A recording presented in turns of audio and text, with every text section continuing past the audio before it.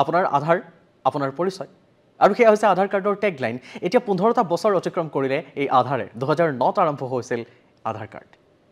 এতিয়ালৈকে প্ৰায় 1.3 billion of পিপল ভাৰতৰ তেওঁলোকে আধাৰ কাৰ্ড ব্যৱহাৰ কৰি আছে আধাৰ কাৰ্ডক লৈ এই ডিজিটেল ক্ষেত্ৰখনত সহায়টো কৰিছে তাৰ উপৰিও আপোনাক আমাক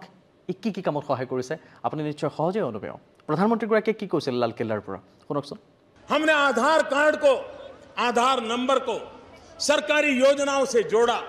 हमने ऐसी सारी बिचौलियों को बाहर किया पैसा डायरेक्ट किया और अनुभव आया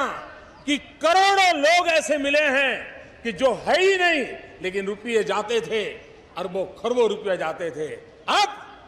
वो तो बंद हुआ पैसे बच गए लेकिन हमने कहा जो जरूरतमंद बेचारे बाहर रह गए थे उनको ढूंढ करके लाओ और ये बचे हुए पैसे उनके खजाने में जाने चाहिए আসলতে আগতে কি হৈছিল অমুক খুৰাৰ নামত অমুক আইতাই বহু টকা লৈ আছিল অৰ্থাৎ আপুনি জানে গাঁৱৰ ঘৰত মৰি যোৱা ব্যক্তিৰ ওপৰত মৃতকৰ ওপৰতো টকা লোৱাৰ এটা প্ৰৱণতা চলিছিল তেওঁলোকৰ নামসমূহ জনা নাছিল এবাৰ লিংকত সোমাই দিয়াৰ পাছত তেওঁলোকে ৰেশন কাৰ্ডৰ পৰা আৰম্ভ কৰি চৰকাৰী যিকোনো সা সুবিধা পাই থকাৰ খবৰ আপুনি জানিছিল কিন্তু এতিয়াৰ পৰা বেনিফিচিয়াৰী যিগৰাকী থাকে বা আপুনিয়ে হোক আপোনাৰ নামত থকা চাউল কেইটা আপুনি যদি আনিবলৈ যায় আপোনাৰ ফিংগাৰপ্ৰিন্ট লাগে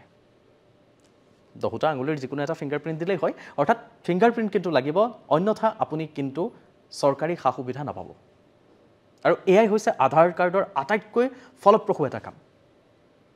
আগতে আপুনি বেংকৰ একাউণ্টত যোৱাৰ লগে লগে বেংকৰ একাউণ্ট এটা খুলিব লগা হোৱাৰ লগে লগে তাৰ পৰা যদি আপুনি লোন ল'ব লগা হৈ যায় বা তাৰ পৰা যদি কিবা কাৰণত আপুনি এপ্ৰুভেল বিচাৰে যিকোনো কামৰ কাৰণে এটা দীঘলীয়া শাৰী পাতিব লাগিছিল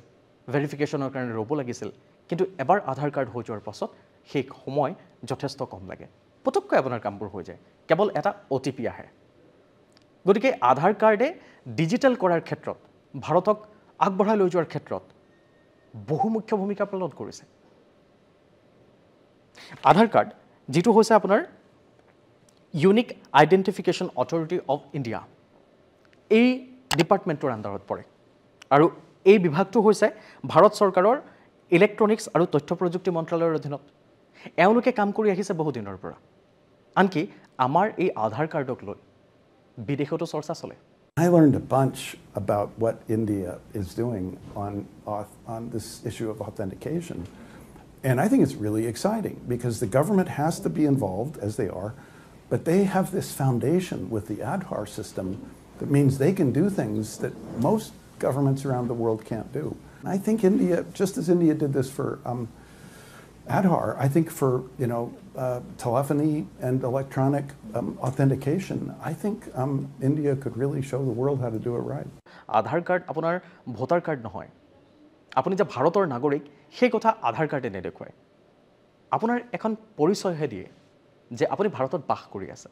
বাসিন্দা বুলি কিন্তু আধাৰ কাৰ্ডে নিদিয়ে সেই কথাও স্পষ্ট কৰি দিয়া হৈছে আপুনি আধাৰ কাৰ্ডৰ বিষয়ে জানে আধাৰ কাৰ্ড আপুনি ব্যৱহাৰ কৰি আছে দৈনন্দিন জীৱনত আপোনাক আধাৰ কাৰ্ডে বহু ধৰণে সহায় কৰি আহিছে সেই কথা আমিও জানো কিন্তু তাৰ মাজতে আধাৰ কাৰ্ডৰ এই বিশেষত্বসমূহৰ বিষয়ে আপোনাক জনাবলৈ চেষ্টা কৰিলো কাৰণ আজি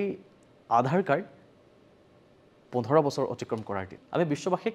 অৰ্থনীতিৰ দিশৰ পৰা এক প্ৰকাৰ বাদ দেখুৱাৰ দৰে কথা সঁচাকৈ সেই সুদিন আৰু ভাল লগা সময় আজিৰ দিনটো আহক আমি সকলোৱে আকৌ এবাৰ আধাৰ কাৰ্ডক কওঁ হ্যাপি বাৰ্থডে টু ইউ